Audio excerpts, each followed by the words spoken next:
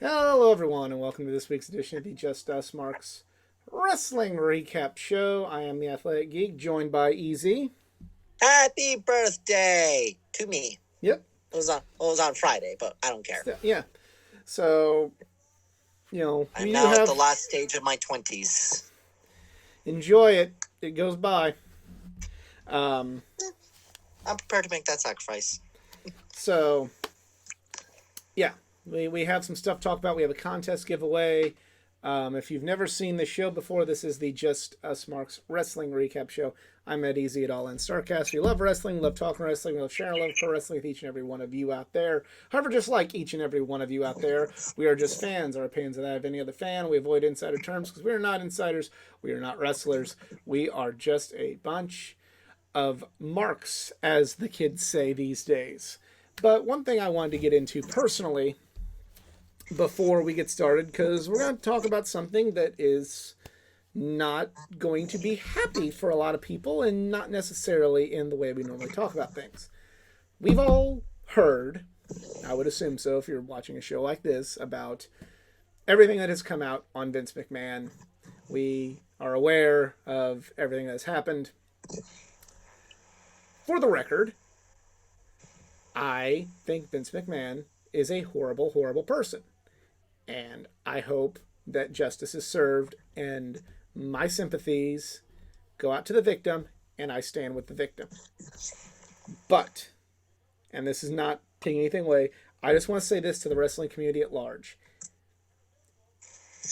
If you don't want to watch WWE, if you feel that in any way, shape, or form, you giving time to the WWE is wrong and is supporting anything that's bad, I support your decision, and I'm with you in that respect. On the flip side, and I ask this of everyone, unless someone is going, I don't care that there was a sexual assault, Vince McMahon is awesome, or standing up for Vince McMahon in any way, shape, or form, I don't think they need to be attacked. Some people can separate supporting the wrestlers and supporting their work from the company. If you don't feel that's possible, that's your prerogative, and I respect it. Some people can. Some people, the WWE is something good. Is what helps them get through rough times in their life. I can tell you, and I'm going to share a lot about me, myself right now. I mentioned for the longest time the 2012 Royal Rumble was the best wrestling show I ever went to. And that show occurred in a very dark time in my life. And looking forward to that show was one of many things that kept me going and kept me from really harming myself, we'll just say. So, some people having positive memories of the past with that company, and that helps them. Some people liking the talent that, as of now, we know or we don't think have done anything as disgusting and heinous as Vincent Kennedy McMahon. Sometimes that helps them get through the day. That helps them get through a rough patch in their life, and they might need that. Let's respect those fans for needing something like that and using the what could be construed as the good parts that are left in that company rather than looking down on them and judging them. Nobody is without fault in this world. Everybody has done something terrible. And there's a lot of people out there that deserve to be looked at as a horrible person than some random woman, man, girl, boy, or anyone who decides that they enjoy watching a WWE program. If that is again, if you do not feel that that is the right thing to do and you make a choice to not do it, I support you. Do not attack anyone at all for just simply enjoying a television show unless they are saying that they are okay with things that Vince McMahon has done. We can be better, and hopefully one day that company will be better. So, from that end, there was a Royal Rumble this weekend. We will talk about that. There was a contest for the Royal Rumble. We will draw our winners right now. We had a 5-way tie with 5 points. Nobody picked perfect, but 5-way tie with 5. All of the 5 points entered on Facebook. We have Omar. We have Noah. We have Bob. We have Derek. And we have Kayla.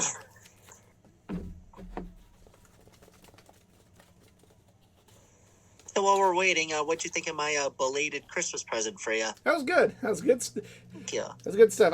I was going to make a joke, but I can't make that joke anymore because that would be wrong. All good.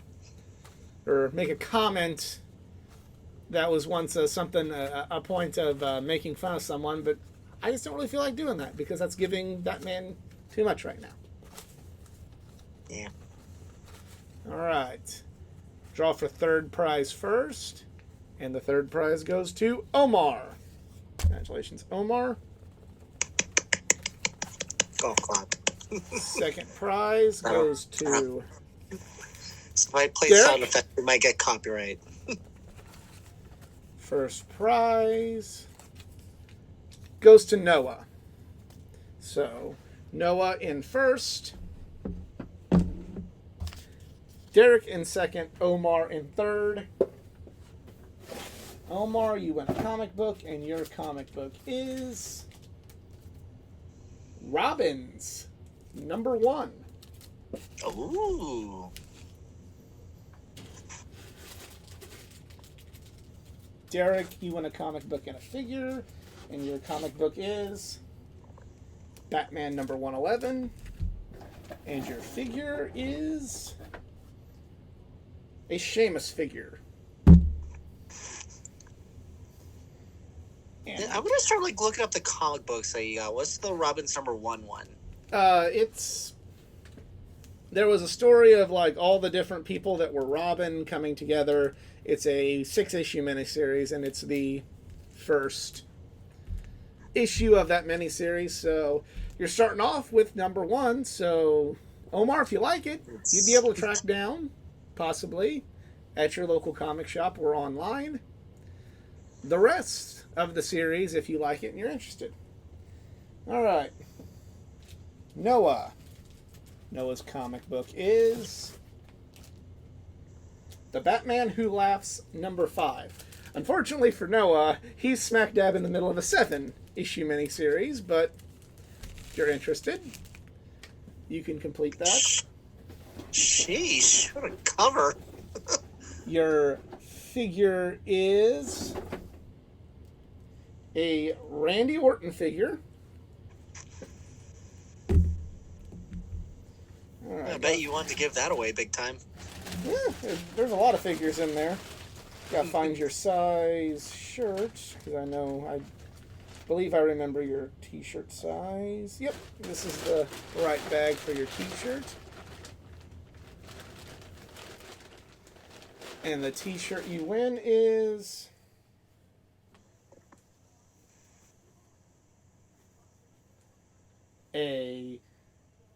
from the Collar and Elbow brand, an homage to Stone Cold Steve Austin.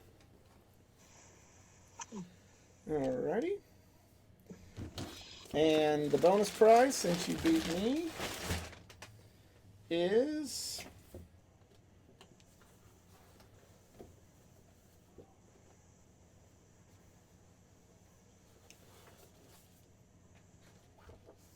a Frankie Kazarian autograph picture. SCU. Yes, SCU, but I don't know if this is SCU Kaz or if this is TNA Kaz. I guess it's SCU Kaz. I'm not sure. So, yes, congratulations to all of our winners. Be getting your prizes out shortly. I need to find a.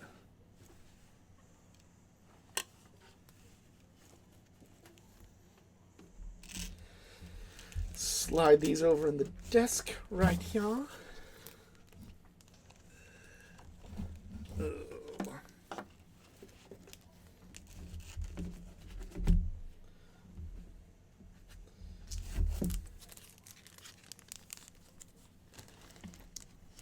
Yeah, this is hard to do with my setup. Maybe I need to come up with a different setup.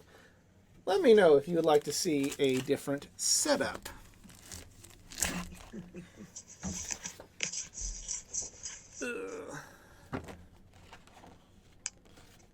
There we go. Protected in the desk drawer, ready to be shipped out. All right, so the Royal Rumble event, rightfully buried under a dark cloud, as it was put in the post-show press conference. I thought the event itself was Like, it wasn't bad, but it wasn't great. The matches were like there's nothing awful on it. I don't think any of the matches were bad, but nothing life-changing. The women's Royal Rumble, Bayley entering at number 3, lasting the longest and winning.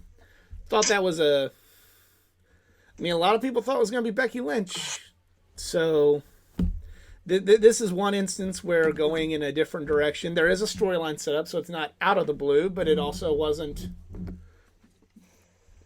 exactly what we thought was going to happen. There was a few parts in it where the ladies all worked real hard, but just the timing was off. But we had some very interesting things happen. Naomi is back in WWE. So she started off the Royal Rumble at number 2. Cool to see her back. We also got injury or something, because it's like she walked out. Oh, that's right. Her and Sasha Banks walked out. I was like trying to remember. Wait, who was the other one that walked out? I was like, oh wait, never mind. Yeah, I did make, because everybody's all excited about Mercedes Moné going to AEW. I did say when the number 30th entrant came out, the returning Liv Morgan, I remember tweeting out, well, the AEW fans can breathe a sigh of relief now, because she's still unsigned, at least as we know, or she's not back in WWE, so there's still hope for that section of the audience that wants to see her in AEW, that it still might happen. But in addition to that, we had a few other surprises early on in the Royal Rumble. I don't have the... I actually got the entry list right now. No, then you can help me out with that. Yep. TNA Women's Champion Jordynne Grace made an appearance. Surprised me. I'm like, okay, are we seeing a partnership between the WWE and TNA? They just don't want to openly admit it? Well, according to Triple H in the press conference afterwards, he just said they saw an opportunity, and if they can work, they'll work. He took a pot shot saying he didn't want to call it the Forbidden Door because it's played out. I thought that was unnecessary. So, yes, before anybody comes at me, I find it unnecessary when Triple H takes a shot, too. I think both Triple H and Tony Khan need to shut the fuck up. Well, at least Trips isn't going every single week saying, "Oh, we had the biggest ratings draw since blah blah blah." Or it's both obnoxious. It's both obnoxious, and Triple H. I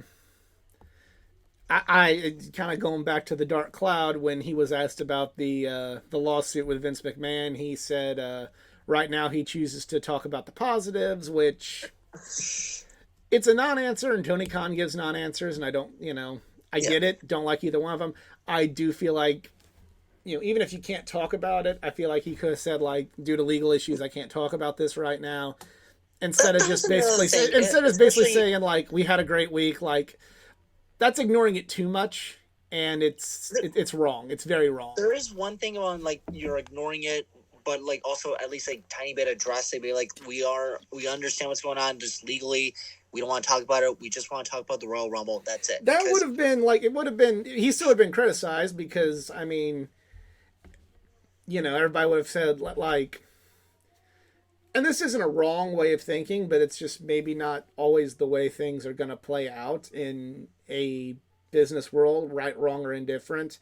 Um, People are going to want everybody, and I mean everybody, and I'm with them on wanting to see it too, but I'm not expecting it for WWE to just go, yeah, fuck him. He's terrible. He's done. He's erased from the history. And I mean, we'd all love that, but I in reality, I understand that's not probably not gonna happen. Not just no. And it's sad that it can't, but that's just the world we live in with a big business like that.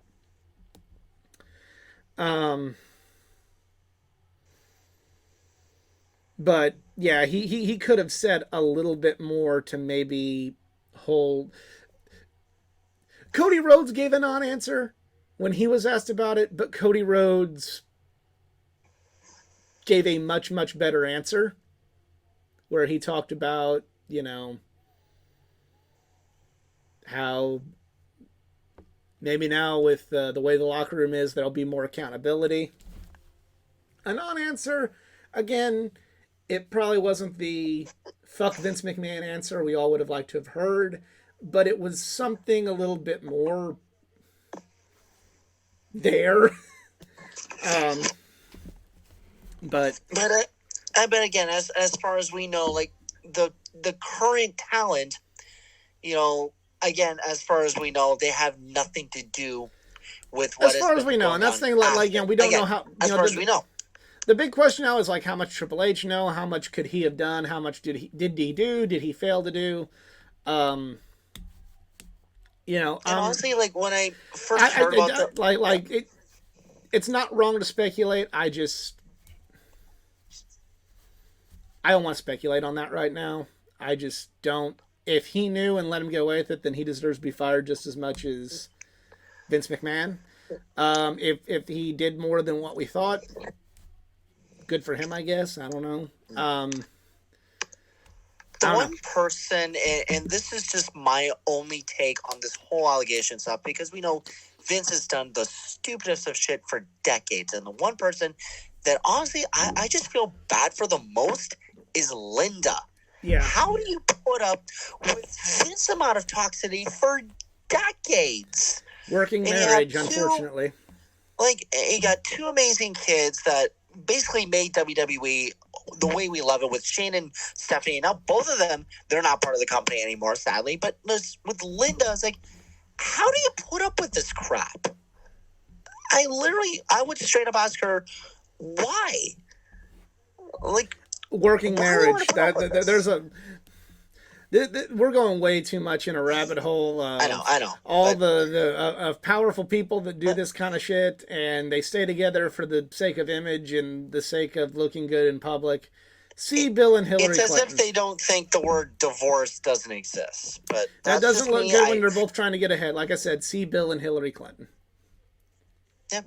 And that's not like commenting on conspiracy stuff. That's commenting on what's out in the open from 1999. So, but I want to talk about that because we have, not because I don't think that Vince McMahon deserves to be hated for that, but because we have the hard work of a lot of wrestlers, and I do this show to make myself happy.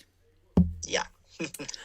The later on the Women's Royal Rumble, we had the debut in WWE of Jade Cargill. I thought she was done extremely well in this match. The way they made her look like a star. I think she still needs some polish because. And I said this before we went on the air that I would have made Jade the winner. Too soon. That's I think making her the winner right now would have set her up for failure. Or set up something insanely dominant. Like, and I don't mean And to that go got like, old really quickly. yeah, and I don't mean to sound like whole Vince Russo bro, all that. That's what happens when I've been watching some Dark Side of the Ring lately. But I would just like build it up to she doesn't choose who she wants until maybe Elimination Chamber, where she challenges Rhea. Like, literally just make either Rhea or Io Sky terrified to even fight her because they know how scary she can be in the ring. But on the flip side, she, and I love Jade, but we saw that even in her later days of AEW, she needed to improve. And there were things about her game she needed to improve, which is why even AEW did not give her that big of a run.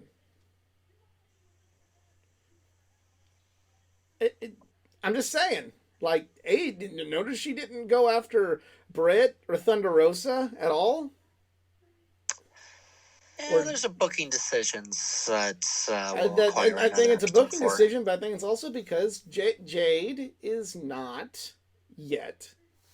She still needs, and now she's gone. She's great, and she's gonna be great if she keeps improving. She can improve. We saw some improvement through her AEW run, but as things progress, unless she's just like dominating people, she's not, or in there with a really, really like good leader in the ring to help her.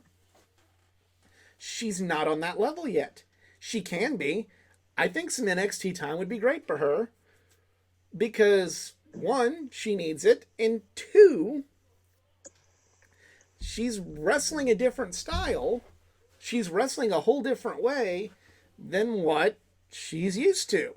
So not only does she need to just fine-tune a few things, she's got to relearn a few things. So, if you want to use her on NXT and both, because apparently they have no qualms about fucking doing that, do both. Get her reps, get her ring time, give her some time at the Performance Center to make it so that way when she does come up, you're ready to do exactly what you talked about. Maybe next year. Maybe she could spend the whole year in NXT, win the Royal Rumble next year, and then we're off to the races. I also give the Women's Rumble credit that the Final Four was literally a Raw, SmackDown, NXT, and Jade Cargill as your Final Four. I don't think anyone had that on their bingo card. No, that was well done. If you did, we need photo proof.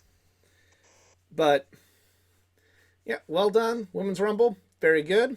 We go to a fatal four-way match for the WWE World Heavyweight Championship. Look, the match wasn't bad. It was just samey, in my opinion. Solo comes in. There were a few, parts of the match where you had that hope of oh my God, here it is. Oh my God, they're going to do it right now. And then, back to reality. Solo comes. Roman wins. Nobody doubted that. Nobody doubted that was going to happen. And I love AJ, but the right guy took the pinfall. They're probably going to be... This could have worked out without Solo even being involved.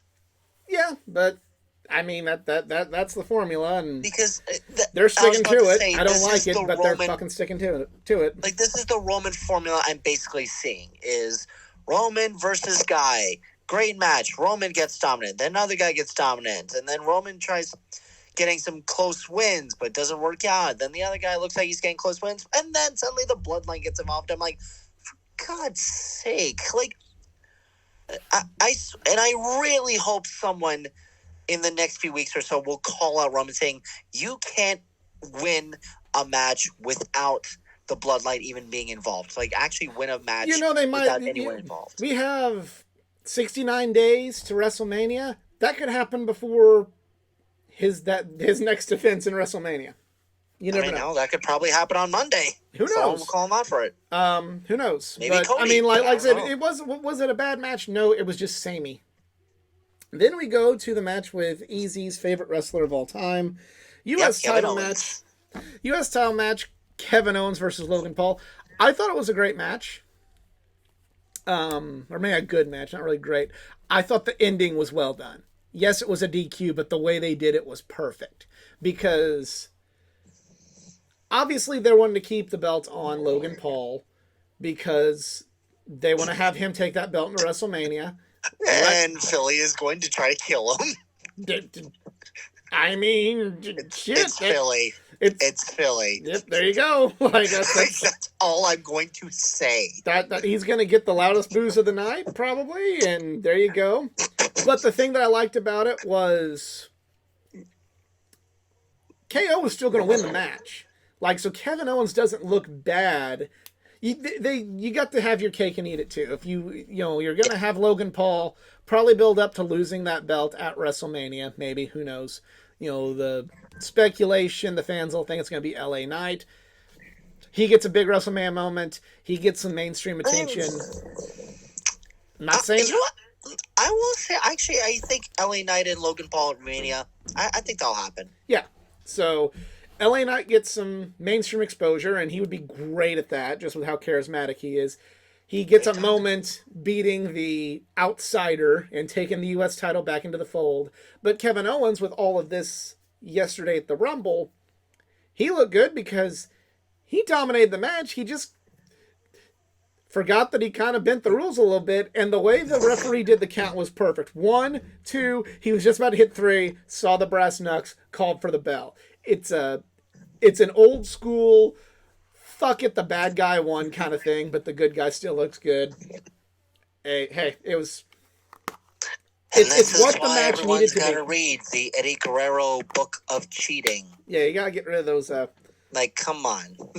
Well, I was binging a bunch of Royal Rumble events before this, but there was one time in 1998, The Rock planted the...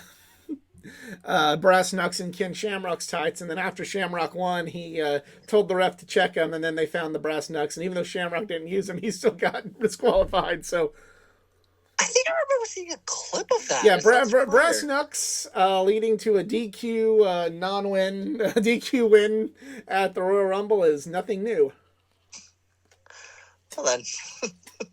So finally, we get to the men's Royal Rumble.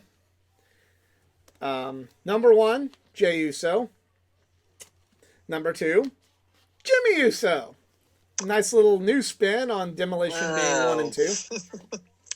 I thought this is cool. It's as if they were given these entries and not by random.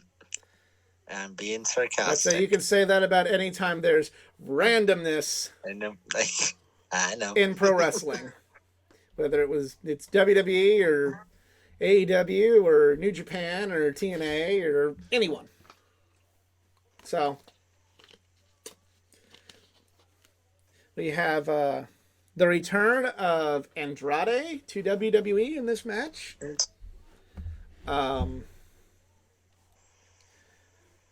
We have just going over kind of the surprise entrance. There wasn't enough surprises in the men's, which I was kind of... There was Braun Breaker, the return of Omos, and because he needs more ratings on his ESPN show. I don't think he needs more ratings. I think he's doing just fine. But I thought the Pat McAfee thing was actually pretty funny. Apparently, Pat McAfee didn't even know they were going to do that. So one of two things happened with his portion in the Rumble. Either they told him in the headset, here's what you're doing, or Pat McAfee literally winged that. But according to reports, so take them for what they're worth, Pat McAfee was not aware that he was in the Royal Rumble match. He literally just was there doing commentary, and the shocked look was, what? Really? Braun Breaker, according to rumors, got the spot that was supposed to go to Brock Lesnar, who has been wrapped up in this controversy, and fuck him if with all these things as well. If yeah, that's just disappointed as someone who, I'm not going to say that he's one of my all-time favorites, but someone who has been entertained by Brock Lesnar. Very disappointing. Very disappointing.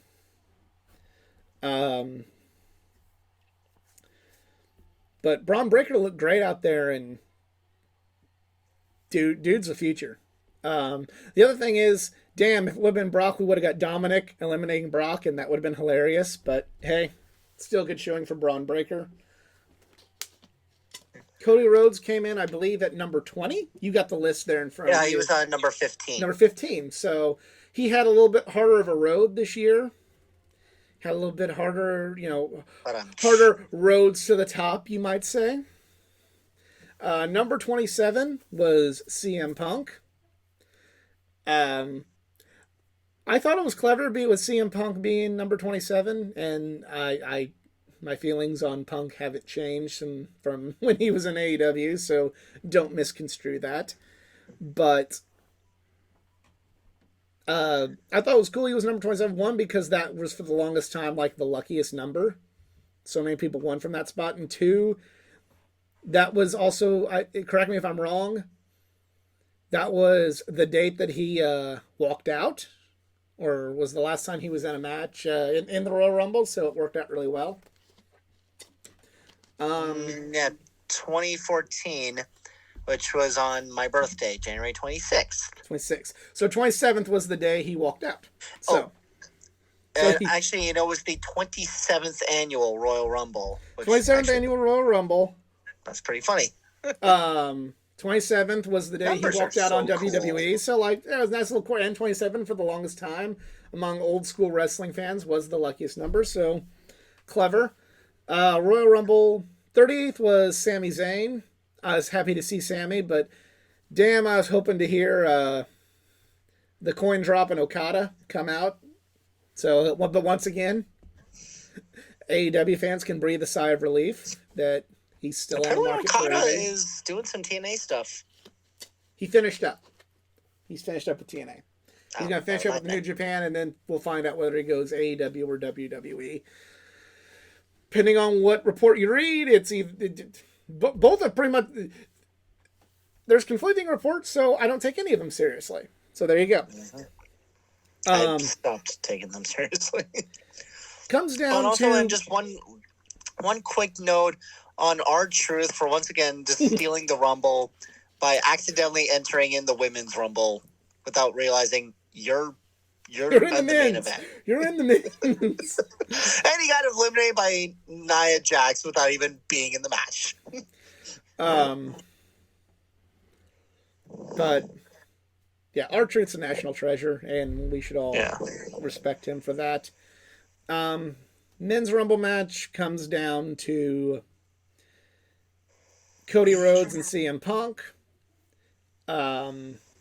I'm just gonna say this, now, I don't know if it's now because he's in WWE or in the blinder or the collective internet at large. I don't know if this is because he's in WWE now. It's because we now have more people are aware that he's a dick. I don't know, but CM Punk looked gassed in this match, and I'll go and say Cody Rhodes carried that, and that's kind of how I felt about him during his whole AEW run outside of the MJF match. He just didn't look good. He didn't look or didn't look as good as everybody thought he did, and now I think more people have picked up on that. Also, your final four, it was McIntyre, Gunther, Punk, and then Rhodes, which I think if it was Cody Gunther as your final two, that I think they did that last year, so they want to do something different, which I can understand. So my brain doesn't process stuff. Apparently, Cody Rhodes lost a tooth taking a Claymore kick from Drew McIntyre. Oops. But it comes down to Cody and Punk. CM Punk gets eliminated before he says, "I'm not going to lose to Dusty's kid." And yeah, and while this was going on, both Seth Rollins and Roman Reigns were watching from skyboxes, and immediately after winning, Cody Rhodes looks to Roman Reigns and points at him before pointing at the sign. I thought that was cool. I thought that was cool how they did that. I just inevitably feel that even at WrestleMania 40, we're going to have another WrestleMania end with the Roman Reigns theme playing and a sad Cody Rhodes. So all the IWC that still hate him and refer to him as a traitor, it'll be second Christmas for y'all. But I thought say this to WWE: be careful what you do because you're going to Philadelphia. Yeah. And this is the first time in a long time where they actually had a WrestleMania, because if I'm not mistaken, it was either Spectrum Center or the Wells Fargo Center. They had WrestleMania 15 in Philadelphia. There we go. Yeah, so you're gonna have to be very careful here. Because if you don't think, maybe fans are going to get maybe a little angry. Again, this is Philadelphia. Just be careful with what you do. Yeah. Like, you want Cody to finish the story, good. For the love of God, actually do it. And also, for the love of God, lower your WrestleMania ticket prices. I saw tweets that the Mania prices are bad compared to like what we paid for $35, and yeah, is bad. Yeah, like, come on, like this is WrestleMania, not the Super Bowl. It's the Super Bowl of wrestling. I mean, I don't like it, but it's one of those like, not surprised. If AEW can charge some of their amount and their exorbitant amount, if they do for some of their shows, I see why WWE is going to do it for WrestleMania. I don't like either one of them. I think they both suck to do that, and it's bad for the fans. But it's one of those. It's like, I'm not surprised. It's a business. They know people. They know somewhere, somehow, some people are going to pay those prices, so they're going to do it. Yeah. Don't have to like it, but there's the logic, and it's not going to lower. It's not going to lower us complaining about it.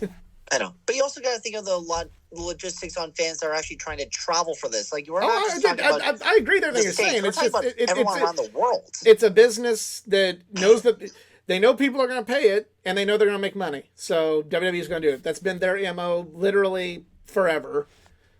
I'm more disappointed when in AEW when I see ridiculous ticket prices, because I'm like, I remember when $24 could get you into the Sears Center, but they do the same thing. Hey, they're this maybe not as bad as WWE and don't charge as much as WWE, but they have the same. Hey, we know people are going to buy these tickets. Fuck it, do it. That's the business side of the business. A lot of people. And this is why I choose the Indy 500. A lot of people are upset that Cody Rhodes won. Mainly the same people that were upset when Cody Rhodes won last year.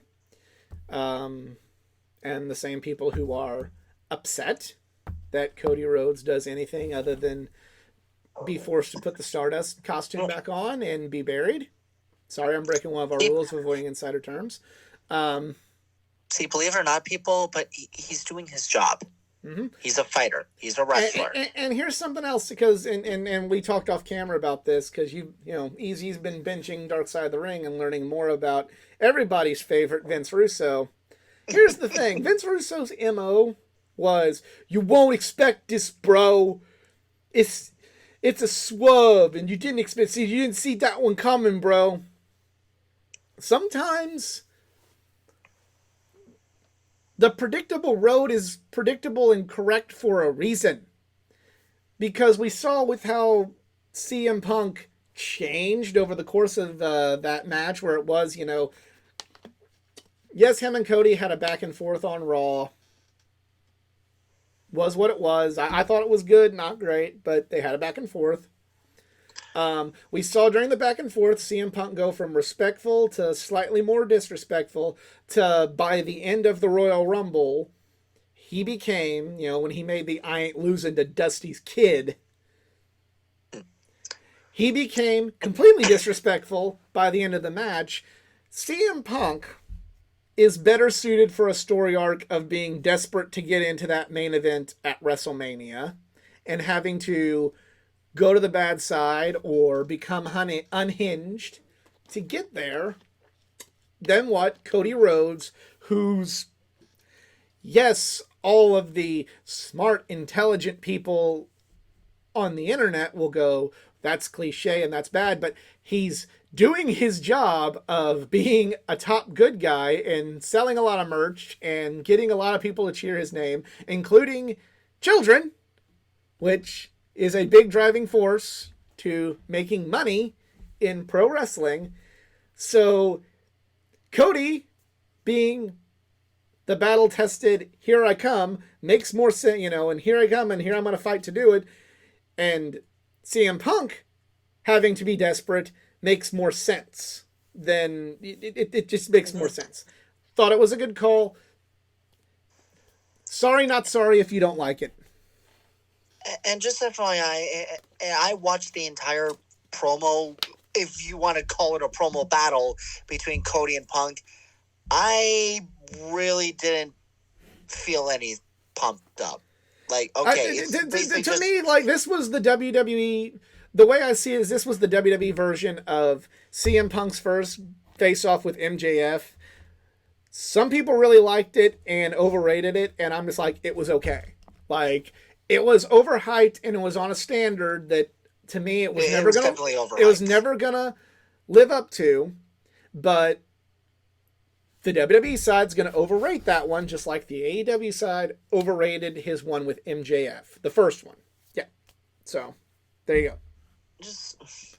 I don't know. It basically, it was just like, well, here's why I'm better. And then it's like, no, here's why I'm better. It's like, you're both just trying to have a dick measuring contest here. Like, I mean, that's wrestling promos in a nutshell there. Basically, but I didn't feel emotional. I was like, yes, okay, Cody and Punk have long outstanding history dating back to OVW. I did think the one thing that I thought was good was when CM Punk said, I'm truly more the American dream. That part was good, where Punk had the point of like, I'm blue collar, and here you were silver spoon, so I'm more the American dream than you. And Cody saying, hey, everything in your pipe bomb promo that you said you were gonna do, I actually did. I'm the one that actually went and bet on myself and left the machine and helped make wrestling different. So I'm more CM Punk than you are. That part was good. And, I'm surprised that, and really, like, this would have been my ammunition, be like, and you know something, your wife has also had more success than you ever did. Well, I would have said, hey, AJ Lee had far more success. I'm not knocking AJ, but no, she hasn't. She really hasn't. I mean, hey, she somewhat... I'm not saying she did, but she somewhat kickstarted the quote-unquote Divas Revolution. But it was still... until last. She was a catalyst for it, but like it didn't really kick into high gear until way after she left. So like that would just be inaccurate. And something else that I think everybody wanted to hear, but let's be honest, it wasn't going to fucking happen here in reality. He wasn't going to talk about Brawl Out. He wasn't going to talk about AEW. He's not going to bring up, he's not going to bring up that you disrespected my friends. That wasn't going to fucking happen, people. Would it have been cool if he did? Yes. Will they maybe teeter with that later on? Who knows? But I wouldn't. Come on. It wasn't going to happen, people. You set yourself up for disappointment thinking it was going to happen and expecting it was going to happen. Yeah. And then, and of course, you're going to have the WWE mark saying like, we're taking shots at AEW, the t-shirt company. It's like, yeah, AEW did that too, but they're not trying to make it, routine all the time. Or, that's debatable. I see what you're saying, but that's AEW makes a joke about WWE, the WWE marks get mad. Whereas, like, well, you're basically just copying the same crap that AEW is trying to do. It's like, it's all a story. Like I said, between Cody and Punk, I would have dug more deeper to like them in the indie days. And yeah, of course, Cody saying, I'm more CM Punk than you are. And especially be like, even, or here's another good shot you could have taken. It's like, even when I left, I did far more stuff on the independent circuit than you ever did sitting on your something ass. like that, or like I went and changed wrestling. You had a failed UFC career. There you go. For the 7 years what did you do? You had a failed comic you had a failed stint as a comic book writer, and you went 0-2 in the UFC. Yeah. And be like, the 7 years that you were gone, it took me 7 years to be the American dream. Mm-hmm. Or just to be the second coming American. So, something like that was close enough. Yeah, that would have been fine. When you think about it, like Cody did so much crazy shit where he was a mere afterthought in the WWE, and like now he's back, and it's like everyone's like talking about him more. It's like, there you go. Again, it proves like whether or not you, and if you that could have gotten under CM Punk's skin a lot more. I want him to go the bad side in AEW as much as any other AEW fan, but the more and more I see him in WWE, the more and more I realize, look, he made the right call, and I don't think you can deny that anymore. He made, he could have continued being told how AEW doesn't need him and has outgrown his usefulness, or he could have gone to WWE, where there's a 1% chance he'll end Roman Reigns' run. Fuck, it's a no-brainer in my opinion. But speaking of AEW, it's time to light the fuse and bring the boom. Yeah, they had a show. Let's talk about Dynamite. Started off with Hangman Page and Pentagon Jr. Pentagon's biggest fan is gonna lose the Super Bowl in a couple weeks, but still. This is a really good match. I enjoyed it.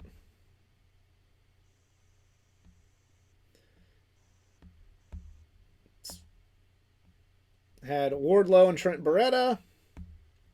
That was okay. Jeff Hardy and Swerve Strickland. That was good. Good win for Swerve. And also the sit down between Tony Storm and Deonna Purrazzo. Yes, that was good. I loved it. I loved how they did, like, they kept Deonna in color, but still put Tony Storm in black and white. I just like trying to wonder, like, I want to know how did that look like in person. It was like it probably was just both in color and person. But bringing up the bringing up their history is good. Bringing up the matching tattoos, that was cool. I kind of want Deonna to win. I know that's kind of the fan in me, and not the hey, let's be smart. Tony just won the title, but I want Deonna to win. So they're writing this. It's gonna be Tony. I know. We know, like I her said, biggest fan is going to somehow get in the way. That is me just being a fan. I want Deonna to win, and they've made me want to see Deonna win. So, good job, TK. Good job. Mm-hmm. Good job with how you're doing this. Thunder Rosa and Red Velvet had a match. It was okay. Again, not trying to bash any of the work. It's just, I thought I would have liked this match more than I did. Hell, I'm even reading a YouTube comment saying, good to see Thunder Rosa back, but this was a bit sloppy. Something was off for sure. Mm-hmm. The Acclaimed and I kind of miss Thunder Rosa's old theme. I'm not killing it with this one. Sorry, Nikki Rhinus. The Acclaimed and Daddy Ass took on the Mogul Embassy. Again, this is okay. Because sure. Yeah, those for the 6-man tag titles, which I don't love. Like, I get why they have them because there's so many trios, but I don't love it. But finally, we get to the main event: Adam Copeland versus Minoru Suzuki. This was a really good match. It was good. It was kind of it was some. We saw Adam Edge, whatever, Wrestle style, we've never seen him wrestle before because this isn't something that came up when he was under contract with WWE for over 20 years. So this was something new. It was fresh. It was fun. Um, have I seen better Edge/Adam matches? Yes. Have I seen better Minoru Suzuki matches? Also, yes. But it was still good. Still worthy of praise. I liked it.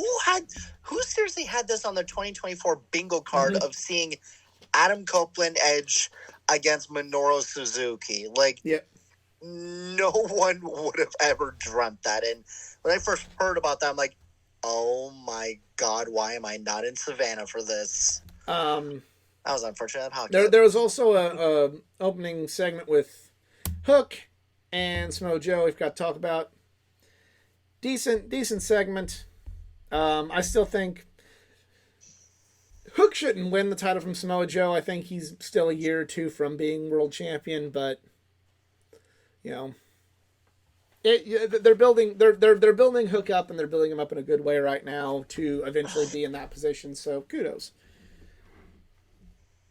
But just like when you were mentioning for Jade Cargill being too soon to be on the spotlight, I don't know. I'm just not feeling. I think it's too soon to see Hook in the spotlight. I'm not saying that, but the spotlight is fine, but he shouldn't be world champion. Yeah.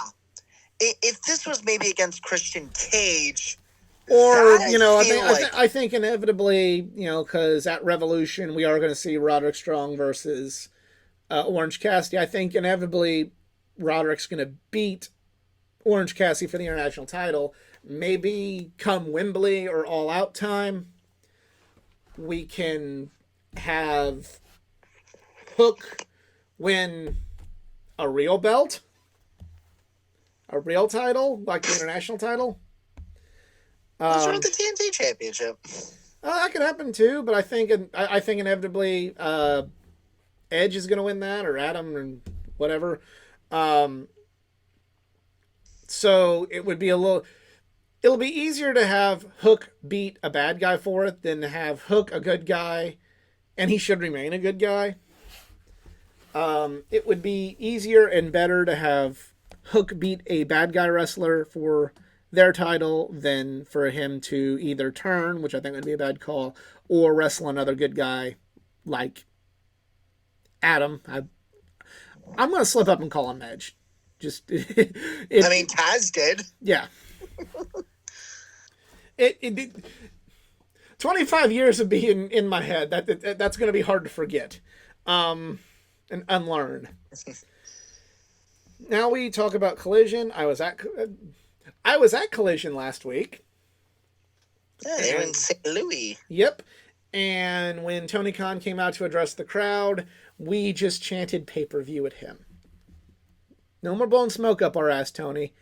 We had a pay-per-view. We understand why you took it. We accept your apology, but you're not forgiven until we get one. Period. We accept your apology, and we understand you will be forgiven when we get our pay-per-view. And you're having more of them now, so there's not an excuse.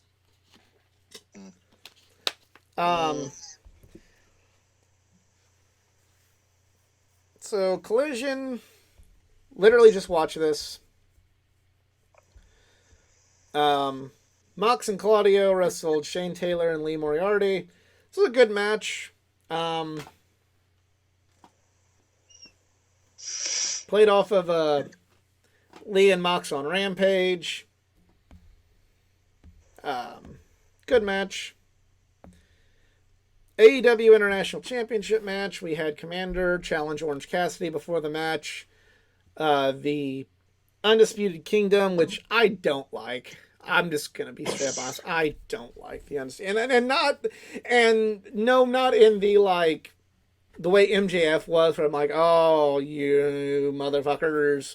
No, I'm bored to tears with them. I think they like Roderick's a good name is stupid. I get where it came from because Roderick and Adam Cole were part of the, Undisputed Era, and Adam Cole, along with Mike Bennett and Matt Taven, were part of the Kingdom. I get it. Matt It's Taven. yeah. Matt Taven is the answer to the question no one asked. Still, Yes. but just it's. I get that Adam Cole is still hurt, but And, you have three charisma vacuums. and I'm also, sorry. with all due Roderick is respect good. to, For every bit as good as Roderick Strong is in the ring, he's equally as bad on the microphone. And no, I don't think him just screaming "Adam" is good. I think it sucks. I think it's and played with all out. due I respect think to it's Mickey, stupid. and with all due respect to Mickey Moranis, but the Undisputed Kingdom theme is so bad. I'm It's just sorry. it's there. It's terrible. It's not good. Wardlow's brought in to be treated exactly the way he is with MJF. So what are we gonna do? He's either gonna be like It's he's Adam he's Cole's basically on. lackey again, just like he was with MJF, or I was gonna say he's gonna turn to the good side again. Again, we're gonna play that again. he's basically on Pinnacle 2.0. It's just That's literally not what I'm looking at this, except it's not MJF, it's the Adam reason Cole. for them all being to get together. I get the reason that Wardlow would want to be with Adam Cole to take out MJF. That part makes sense, and I'm fine. But when Adam Cole keeps saying you're going to win the title and hand it to me, so Wardlow in storyline wait a minute, is still a gullible moron who's going to be a giant lackey for the other guy in the stable. Where is this going to lead? He's gonna turn on fucking Adam Cole the same way he did MJF. And aren't we Woo. kind of seeing the same thing with the Patriarch that basically did happen? Yeah, it's Like, it's not good. This to me is not good. No. If you like it, that's your prerogative, and I'm glad you're enjoying AEW TV. I'm glad you're supporting AEW, but I think it's just fucking bad. Like, do it like this, and literally, like, this can be your perfect setup. Adam Cole is your AEW World Champion, and God forbid, I'm not saying one entire faction should hold the titles. I'm a mark for that. Like, if you really want to push it, like when Undisputed Era had all the belts, like when Evolution had all the belts, when the Horsemen had all the belts, when the NWO had all the belts. Like, I'm kind of a mark for something like that happening. I mean, same. But, like, if you're trying to, like, build up for all of them to get belts, it's like you basically have a perfect setup right here. You can have Adam be your AEW champion, you have Roddy, Matt, and Mike be the AEW Trios champions, and then you have Wardlow, he can be the TNT or the International champion. Boom, there's your setup right there. The reason I'm not a mark for it now with this faction is because I don't like the faction. Wardlow can be Ring of Honor World Champ. No, I don't want to see that because I really am tired of Ring of Honor belts being on AEW TV. Give me a reason to put that's a whole other debate, a whole other can of worms I don't feel like getting into. Ring of Honor can finally come back to television. Even if they're not on television, fucking just keep Ring of Honor guys on Ring of Honor, keep AEW guys on AEW. If you want to keep the American Triple Crown together and have that person be able to go from both, I'm fine with that. Kind of gives it a worldly feel. Yep. But just keep them separated. It's not good. And I'm tired of people trying to tell me that it is good. If you enjoy it, that's your opinion. That's fine. You're not going to convince me otherwise. I've heard every possible fucking argument, and I'm not changing my mind. And if you're arguing for it, I'm probably not going to change yours, but here's my I think it's bad. I think it fucking sucks. I think the Undisputed Kingdom really need retooling, and they haven't even been around for 2 months yet. It's not good. It's not good TV. It's not entertaining to me, and I don't care what you say. Are there things that are shitty in WWE? Yes. That doesn't mean I have to think this is good. But we have the international title match. I think it was one of Orange Cassidy's weaker defenses. I'm not big on Commander either. Sorry, just not good athlete. Just not into him. That's me. Yeah, it was a match. But then we go to a match I really enjoyed. First of all, before this, they start with a segment of Tony Storm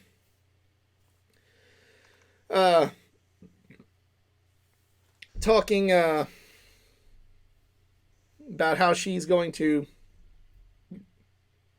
get Deonna Purrazzo. Mariah May asks for Toni Storm to be in Bossier City, Louisiana to watch her match against Lady Frost. Toni said that she's no longer allowed in Bossier City, Louisiana, because she had 2 racehorses that had to be put down there, which I thought was funny, and then just kind of gave her but I'll be watching. So I think they're eventually going to tease that Mariah May is no longer going to be Toni Storm's biggest fan. I really like this match. I'm a big fan of Lady Frost. I'm glad she's getting a big spotlight to see what she can do because she's great.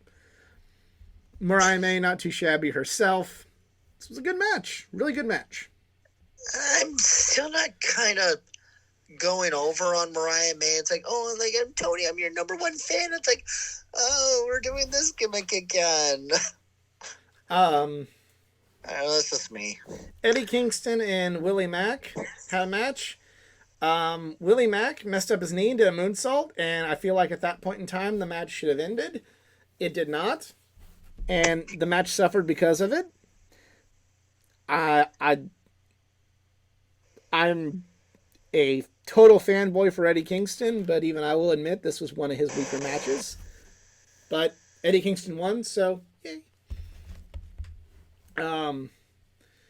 Eddie Kingston was going back up the ramp. Bryan Danielson's music hits. He ignores him on the way to the ring. Then we go to the match I wanted to see the most, Yuji Nagata versus Bryan Danielson. This was exceptional. A lot of love for Yuji Nagata. This was a dream match for me, and it lived up to the hype. The year is young, but this could be in my top 10 come the end of the year. We'll see. And Eddie Kingston, to his credit, stuck around to do commentary during the match and was giving the full, here's everything going on, and here's everything that makes Yuji Nagata special for all the viewers at home that are not aware of why Yuji Nagata is so special.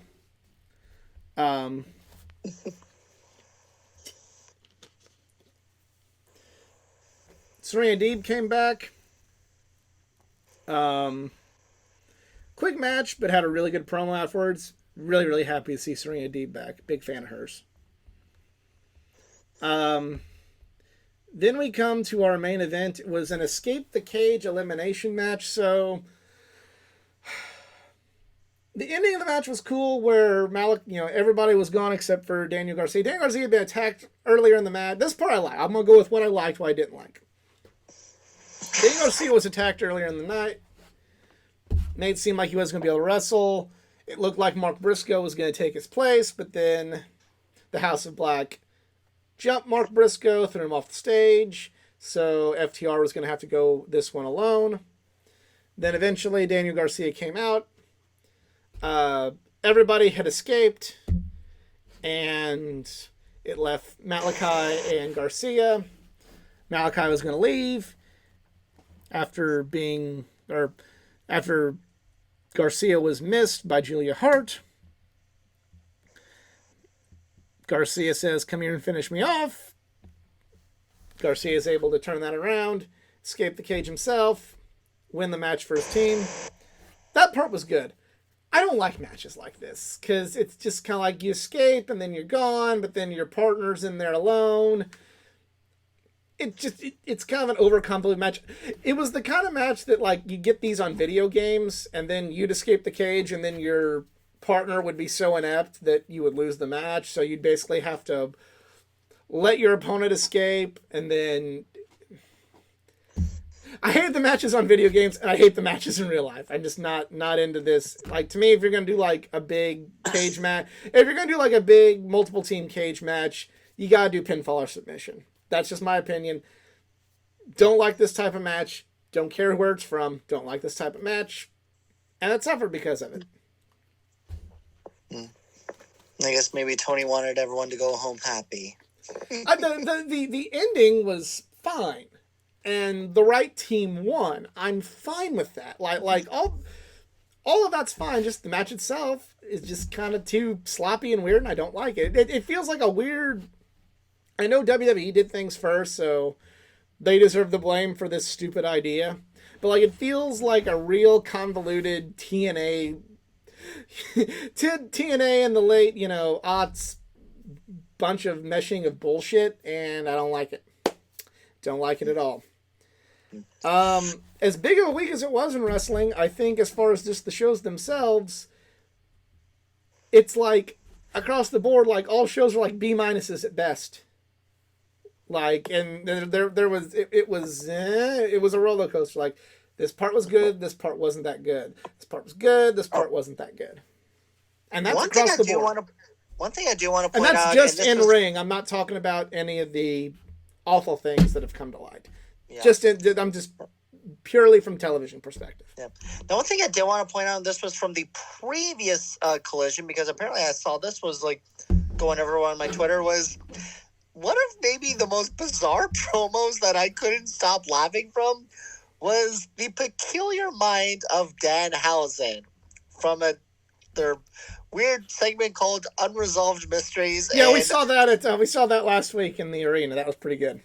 I was laughing so hard. I'm like, what the hell was I watching? So I just want to point that out. I'm like, okay, if this will finally be the best year for Danhausen, if you book him right, he might be breakout star of the year. If booked right.